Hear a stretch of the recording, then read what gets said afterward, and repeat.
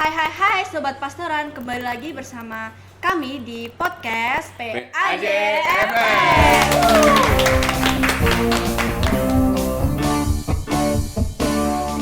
Selamat datang di episode ketiga podcast PAJ FM. Gue Noni sebagai host akan membawakan episode hari ini, dan gue nggak sendirian nih, bersama dengan dua narsum gue, yaitu Olive dan Bagas. Boleh kenalan dulu kali ya, mulai dari Olive. Hai semuanya, nama gue Olive dari Prodi BK Fakultas Pendidikan dan Bahasa Angkatan 25. Di sini atau lebih tepatnya PAJ, gue sebagai DH Liturgi. Halo semua, perkenalkan nama gue Bagas. Gue dari Prodi BK Fakultas Pendidikan Bahasa Angkatan 25. Di PAJ ini dipercaya menjadi Dewan Harian Diakonia. Oke, udah kenal kan? Jadi sekarang di sini kita akan ngobrolin tentang gimana sih serunya masa-masa prapaskah di lingkungan kampus kita ini. Apalagi buat kita yang anak PAJ, pasti momen ini tuh jadi spesial banget gak sih? Betul. Oke, tanpa basa-basi lagi kita langsung masuk ya ke obrolan yang seru ini. Gak sabar banget. Oke, sebelum kita menyelam lebih dalam lagi, gue penasaran banget nih, kalian nih sebenarnya tahu nggak sih tema besar APPKAJ kita tahun ini? Mungkin dari Olive?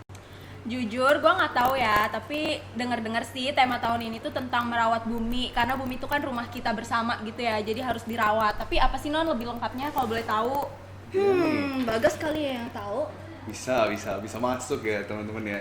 Jadi teman-teman yang terkasih, tema APP kita pada tahun ini adalah pertobatan untuk merawat bumi, rumah kita bersama. Kenapa tema ini dibagi oleh Keuskupan Agung Jakarta? Karena ingin berfokus pada pertobatan ekologis yang ingin menjaga rumah kita, yaitu bumi kita. Nah, selaras dengan arah dasar Keuskupan Agung Jakarta 2026. Nah, fokus utamanya tadi kan pertobatan ekologis, hidup sederhana, terus mengolah sampah, dan juga merawat alam sekitar kita. Kaitannya dengan Ardas apa? Merupakan penutup dari rangkaian arah dasar Keuskupan Agung Jakarta dari 2022 hingga sekarang 2026, yang mana menekankan tentang tanggung jawab manusia terhadap ciptaan Tuhan di dunia ini. Nah, tujuannya adalah APP ini dan arah dasar ini adalah ingin mengajak umat untuk saling menghormati semua yang diciptakan oleh Tuhan, dari tumbuhan, hewan, dan semuanya yang ada di bumi ini. Seperti itu sih Noni, singkatnya. Paham banget ya dia, keren. Oke, kita lanjut ke pertanyaan berikutnya ya. Jadi kita tuh kan anak kuliah yang jadwalnya tuh padat banget. Kadang kalau lagi musim tugas numpuk atau ujian atau bahkan kuis gitu, kita kan sibuk banget ya. Bahkan ada yang setiap hari kerjanya nongkrong nih. Kalau kalian sendiri sebagai mahasiswa ya, Betul. Gaya pantang dan puasanya tuh gimana sih? Yang standar-standar aja atau kalian punya cara unik sendiri untuk tetap bisa survive di kampus? Olive dulu. Sebenarnya kalau dari gue sih ya, yang bikin susah tuh bukan pas kuliahnya Non, tapi pas nongkrong sama temen. Karena kan nggak semua temen tuh pantang ya, dan nggak semua temen tuh tahu kita pantang. Jujur. Jadi mungkin pas lagi nongkrong aja sih harus pinter-pinter milih gitu, kayak milih menu gitu. Contohnya kan nggak boleh ada yang daging, terus habis itu yang kafein juga tuh gue pantang. Karena karena gue biasa kan harus ngopi gitu kan. Tapi selama pantang ini tuh gue mau kurang-kurangin. Nah kebetulan banget pantang itu kan tiap hari Jumat. Iya. Harinya emang orang-orang nongkrong nih, jadi mungkin emang susahnya di situ aja sih. Tapi kalau misalnya cara biar survive, ya emang kesadaran dari dalam diri sendiri aja sih, biar bisa milih yang mana yang boleh dikonsumsi sama yang enggak pas pantang. Kalau lu gimana, Gas? Kalau pribadi adalah mencoba untuk kembali melihat apa sih sebenarnya pantangan yang perlu gue jalani nih di tahun ini. Kalau tahun-tahun sebelumnya ngeliat, gue pengen pantang ini nih, pantang misalkan pantang kopi, pantang ngomong kasar, terutama di era-era anak generasi muda ini kan kebanyakan tantangannya adalah ngomong kasar, terus gibah sama kopi nih. Nah, gue mencoba di tahun ini untuk pantang kopi. Nah, iya. Jujur, berat banget sih ya godaan kafein tuh. Berat banget ya ampun. Iya kan? Tapi menurut kalian, tantangan paling berat buat dijalanin untuk pantang dan puasa itu